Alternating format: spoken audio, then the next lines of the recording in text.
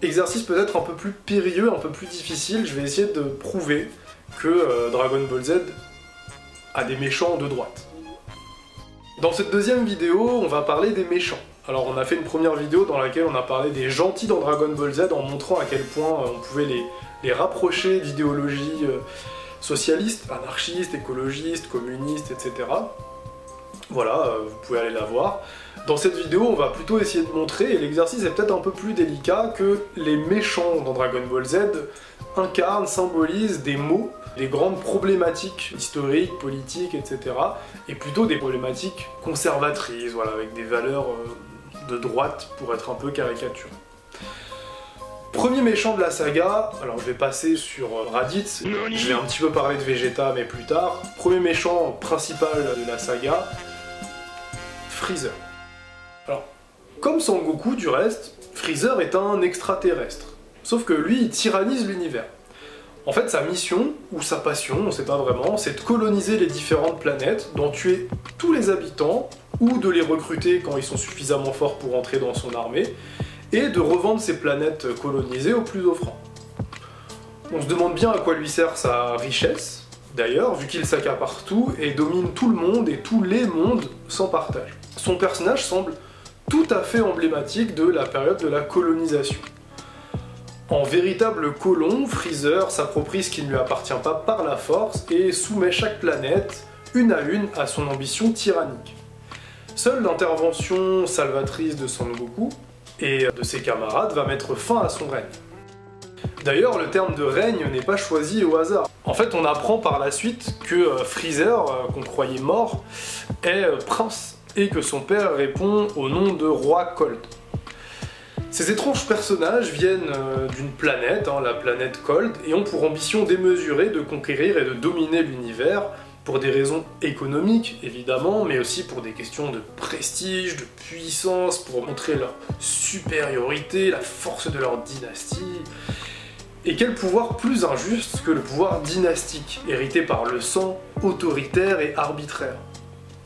Ceci ne peut nous empêcher de penser à une critique du fonctionnement de nos monarchies au Moyen-Âge et de leur propension à la conquête.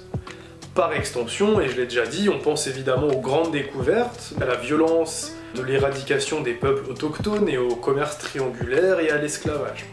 Et bien sûr, l'époque coloniale n'est pas en reste, et a elle aussi amené son lot de massacres, d'accaparement de richesses, de domination physique, politique, culturelle, économique. Freezer est définitivement une formidable et horrible métaphore de tout cela, et le fait qu'il ait été extrêmement difficile à mater, c'est l'un des rares méchants qui revient plusieurs fois dans la saga, en dit long. En dit très long sur la permanence, la survivance des logiques coloniales dans notre monde d'aujourd'hui. Cell. Comme son nom l'indique, Cell est une combinaison de cellules savamment dosées, créées à partir des cellules de tous les meilleurs guerriers peuplant la planète Terre. Sangoku, Vegeta, Piccolo, etc. Son inventeur, le Dr Gero, est un scientifique fou, survivant de l'annihilation de l'armée du ruban rouge par Sangoku, encore enfant à l'époque, ça c'est dans les Dragon Ball. Désireux de se venger de son ennemi juré, le Dr Gero fabrique différents cyborgs de C1 à C20, toujours plus aboutis et puissants, afin de réaliser son vœu le plus cher. Alors, petite parenthèse.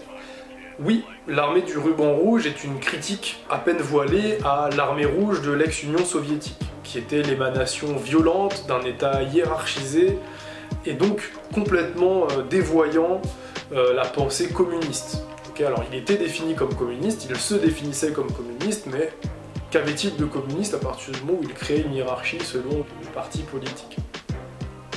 En réalité, dès que les bolcheviks se sont imposés sur les soviets, en quelques mois, dans les années 1918, 19, 20, l'utopie communiste était morte en Russie, et c'est un capitalisme d'État qui a régné en URSS pendant 70 ans.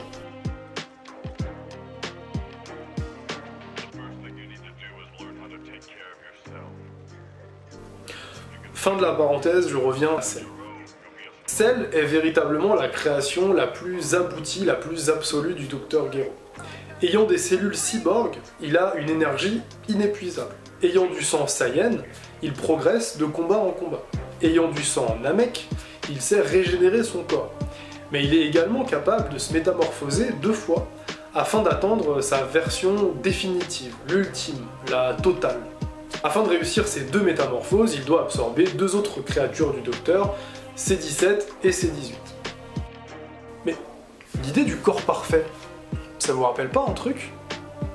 Les théories eugénistes, nées au XVIIe siècle et très pratiques pour justifier l'esclavagisme et le colonialisme, et les massacres et les génocides qu'ils ont perpétrés, ont abouti au grand traumatisme du monde occidental, au XXe siècle, le génocide des juifs et des tziganes, mais aussi le massacre des personnes malades ou handicapées, des communistes, des syndicalistes, des résistants en général, bref, vous aurez compris que je fais référence à la Seconde Guerre mondiale. On peut clairement établir un parallèle entre ce docteur Gero, obnubilé par la vengeance, par le désir de puissance, par la volonté de créer l'arme parfaite, le corps parfait, et la théorie nazie, ou encore les horreurs perpétrées par exemple par un Mengele, médecin allemand du Troisième Reich, ayant effectué de nombreuses expériences génétiques sur des détenus en camp, afin notamment de prouver la supériorité de la race aryenne, sans aucune compassion envers ces personnes qui pouvaient tout à fait décider de tuer sur un coup de tête avant ou après expérimentation. Cell est beau, il est séduisant, c'est un méchant charismatique qu'on adore détester. Et c'est ça qui le rend d'autant plus flippant. Les théories eugénistes, virilistes, nationalistes flattent l'ego, boursouflent les sentiments de fierté. Mais c'est toujours au détriment à la fois de sa propre individualité, d'être à part entière, et ça C-17 et C-18 peuvent en témoigner, mais aussi de son humanité, de ce qui fait que nous sommes tous frères et sœurs, peu importe le pays, le continent, pour des BZ on pourrait dire même la planète, peu importe la religion, la couleur de peau. Qui mieux que Piccolo ou même Dende peuvent en témoigner, eux qui viennent d'une autre planète et qui deviennent dieux sur Terre. Si c'est pas beau ça comme métaphore. Allez, on en arrive à notre dernier méchant. Alors Boo, il est particulier. C'est un mignon méchant qui ressemble plus à un bébé extraterrestre à l'allure de chewing-gum qu'à un méchant roi colonisateur et sanguinaire ou à une créature nazie. Et pourtant, lui aussi fait potentiellement référence à un système injuste et violent qui empêche les individus de vivre convenablement. Et ce système injuste, c'est le capitalisme et peut-être plus précisément la société de consommation et ses excès. C'est ce que je vais essayer de démontrer juste après. Mais auparavant, petite parenthèse. Alors c'est vrai que dans le dernier arc, le véritable méchant, c'est pas vraiment Boo, mais c'est Majin Buu, c'est-à-dire un petit guerrier entièrement et parfaitement maléfique. Et il va pas correspondre au portrait que je vais dresser là. Là, je vais parler de Boo, le gros, qui est lui en fait une version adoucie de Majin Buu, puisqu'il a assimilé lors d'un combat passé le grand Kaiyoshi, ce qui va lui donner un caractère à la fois enfantin, gourmand, capricieux et méchant, mais pas seulement méchant. Alors Boo, gros Boo, Boubou dans la version française, c'est le méchant individualiste par excellence. Il est infantile, il est immature, il est censé obéir à son maître, Babidi, mais il n'en fait qu'à sa tête. Il a tout le temps faim, il pense qu'à s'amuser, et l'un de ses jeux favoris consiste à détruire les villes et à transformer les humains en sucreries, juste pour s'empiffrer.